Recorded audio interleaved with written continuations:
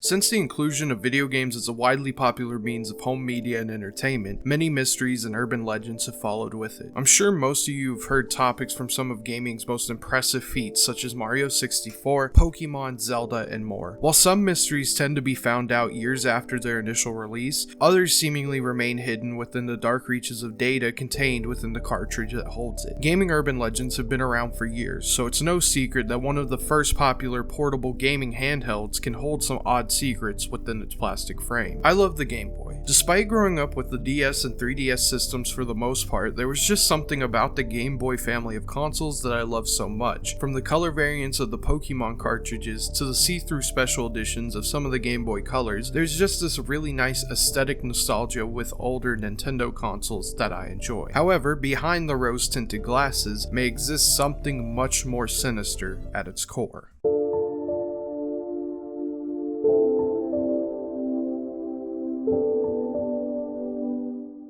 Supposedly there exists a game that you were not meant to find. The catch? Well, it is said to be within popular pre-existing Game Boy titles. Examples include Pokemon Red, Legend of Zelda, Link's Awakening, Atelier Marie, and even Spud's Adventure of all things. Its name? MISFORTUNE.GB. And its goal? To prey upon and curse those who fall into its trap. The story relating to the game goes as this. Misfortune exists within select Game Boy titles, though no known hard copies or ROMs of the standalone game are said to exist, supposedly making it a highly sought after piece of media. It is said to have gained a cult following amongst rare horror game enthusiasts and even predating and possibly inspiring related works such as the infamous Sonic.exe and Lavender Town Syndrome. However, despite its cult popularity amongst the dark underground of the internet, the game contains known credits, thus leading to a lack of known creator to this day. The concept of the game is simple. You control a young boy who finds himself in a strange gothic-inspired interior. After a short while of playing and exploring, the player is greeted by an odd figure of possible demonic origin, despite the being never identifying itself throughout the game. Many draw comparisons to the Baphomet, a deity commonly seen in occult practices and imagery. The being exclaims to the player, "I exist within the very fabric of reality. Do you wish to challenge me?" Should the player answer yes, the creature will follow with a "Let's begin," as you are set to face several trials. The gameplay is allegedly puzzle-like in nature, having the player be teleported to several small rooms filled with traps and other obstacles that will get in your way. The player's task is to simply traverse these strange rooms, solving the puzzles as to not possibly anger the malevolent forces that play here. Though, should the player mess up, the screen will fade to black as the demon slowly fades in with the phrase, "I am God here." It is not entirely known what happens after. Sources claim that players had experienced varying levels of harmful side effects brought on by the game. Some claim to have experienced intense feelings of depression and dread after viewing the game over screen, while in more severe cases, members of online forums who recounted their experiences with the mysterious game had disappeared, died, or had become immediately inactive after posting. However, as many sources regarding the topic claim, there exists little evidence of the game's existence or people talking about it, possibly due to how little they have experienced it or even care. It would make sense to write off something such as this when you have no way of even knowing how to find the game, right? I mean, the games Misfortune is supposedly contained in are listed, but there's no clear guide on how to activate this game. Well, that didn't stop me. You see, while researching for this video, I had stumbled across a fan/archive site for the game. The site hosts some interesting resources such as full sprite sheets of the characters, the music tracks within the game, and screenshots and fan game downloads. However, the most interesting thing for me was the how to find section of the site. Upon entering, I was met with a guide on supposedly accessing Misfortune.GB with Pokemon Yellow and not Pokemon Red like the popular theory suggests. So with nothing better to do, I decided to boot up the Virtual Boy Advance and waste precious time of my life to see if there really is any merit to this cursed hidden game. As a preface before we go into this, I am not the best at first gen Pokemon games. Despite playing a lot of the later generation games, first generation is not something I've spent a lot of time in since I never owned any of the original Game Boys, nor was interested enough when I was younger to play the original games. That being said, upon booting into the game, my first task was working my way up to the old man lying in the road blocking my path. This was easy enough since I only had to deliver the parcel from the first Pokemart to Professor Oak. Afterwards, the old man will move out of the way of the road and offer to teach you how to catch Pokemon. This is where the first oddly specific event comes in, as the guide states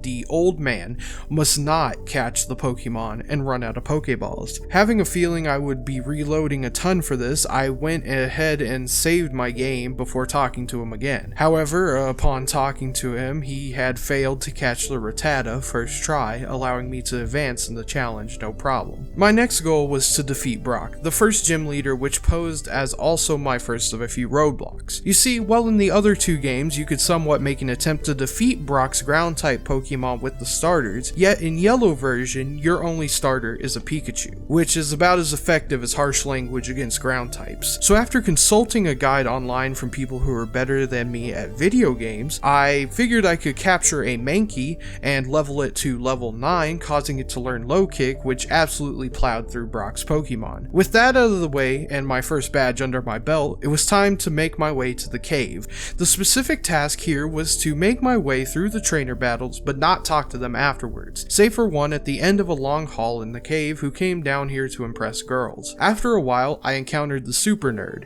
who gave me a choice between two prizes after beating him.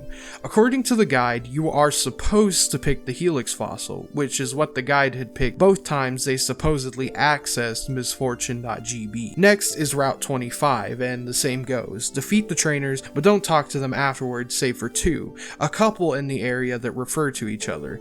Talk to them again after beating them and move on. On Route 6, you must avoid the first trainer with the guide stating that it makes the difference. Continuing on like normal, you will eventually encounter a boy and a girl talking to each other. Defeat the boy first and speak to him again, then defeat the girl but do not speak to her. So this is where another major roadblock happened, but this time it was totally on my part. The next task is defeating Lieutenant Surge, but I didn't know I couldn't skip the previous gym leader Misty because the move cut could not be used until I had defeated her. So after going to Bill's house, getting the SS ticket, killing Gary's Eradicate, and getting cut, I had gone back to fight Misty. This time it was stupid easy considering I had a Pikachu, which decimates Misty's Pokemon.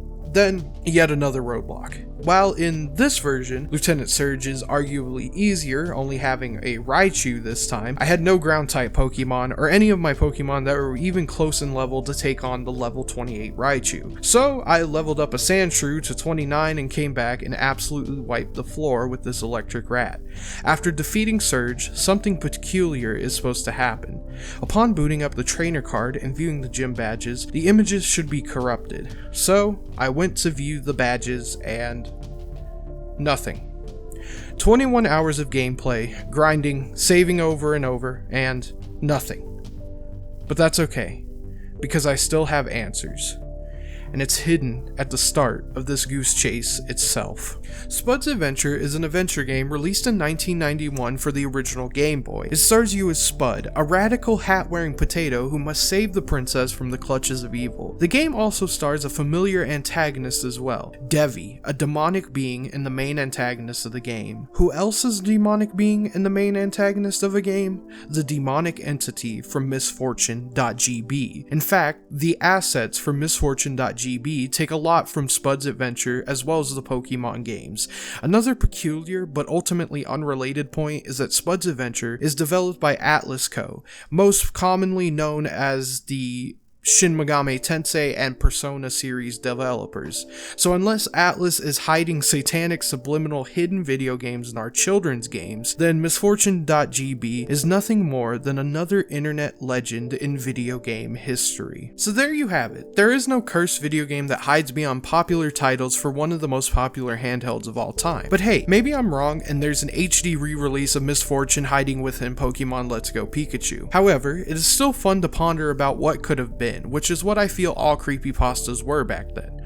Fun, something to get scared over, send chills down your spine, scare your friends, and that's something that I kinda miss about growing up with the internet. Yet, as new video games and media get released, more mysteries will be there to solve. This is Yoshimi. Have a good night and a happy Halloween.